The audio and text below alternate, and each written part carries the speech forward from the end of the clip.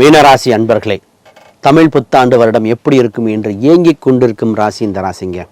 அதாவது புகழின் உச்சத்துக்கு வருவோமா, இல்லை இருக்கிறத கரெக்டாக இருக்குமா, ஜென்மசனியில் படாதுபாடுபட்டீர்கள். ஆனால் இறைவன் கோச்சார கிரகங்கள் நகர்ந்து செல்லும் காலகட்டத்தில் குருபலன் வருகின்றன. தவறவிட்ட வாய்ப்புகள் அனைத்தும் சரி செய்ய வாய்ப்புகள் பிறந்துட்டன.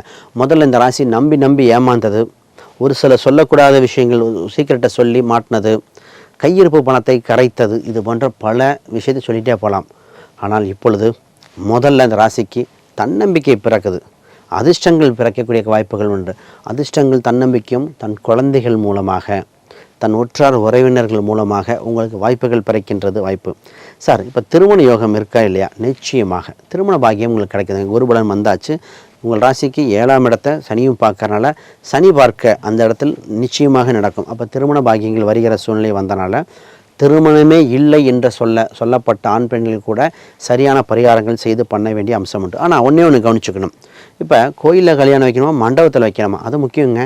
நிறைய பேர்த்துக்கு பார்த்தீங்கன்னா கோயிலில் கல்யாணம் வைக்க வருது. ஏன்னா 7ஆம் இடம் இயற்கையாக பாதகம். அந்த குருவோட பார்வை அங்கே இன்னும் இல்லை. ஆனால் குரு பார்வை உங்கள் ராசிக்கு இருக்குது. அப்போ கோயிலில் வைக்க வேண்டிய சூழ்நிலைகள், கோயிலில் திருமணம், நிறைய பேர் சிறப்பாக இருக்காங்க.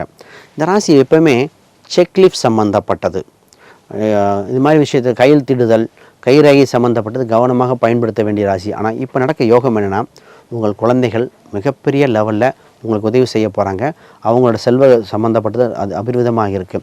சார், நிறைய பேர் வேலையை மாற்றணும்னு எதிர்பார்த்தது ராசி இந்த ராசி. ஏன்னா வேலையில் அவ்வளோ ஒர்க் செஞ்சுட்டு அதுக்கு ஒன்றான அங்கீகாரம் இல்லை. இப்பொழுது வேலையில் மாற்றம் உண்டு, வேலையில் அதிக வளர்ச்சி உண்டு. ஆனால் இப்பொழுது புதிய டெக்னாலஜி கற்றுக்க வேண்டிய காலகட்டம். சனிச்சந்திரன் புணர்ப்புங்க கற்றுக்க வேண்டிய விஷயம் அர்த்தம். நிறைய விஷயங்கள் கற்றுக்கொள்கிறீங்க.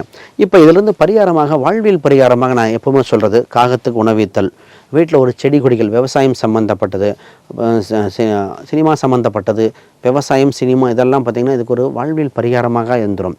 இந்த நேரத்தில் வேலையில் முக்கியத்துவம் கொடுத்து வயிறு சம்மந்தப்பட்டதில் கவனமாக பாருங்கள், அதுதான் முக்கியம். சார், பிஸ்னஸ் எப்படி சார் இருக்கும்? பிஸ்னஸில் உங்கள் 10க்குரியர் உச்சம் பெற்றிருக்கார். பிஸ்னஸ் சம்மந்தப்பட்ட வாய்ப்புகள் பிறக்கின்றன. பிஸ்னஸில் கூட்டு இல்லாமல் தனித்து செயல்படுத்த வேண்டியது. ஆனால் முதலீடுகள் செய்ய வேண்டிய சூழ்நிலை வந்திருப்பதால் கவனித்து சின்ன சின்ன முதலீடுகளாக சேர்த்து டெவலப் ஆக வேண்டிய வாய்ப்புகள் இருந்தாச்சு.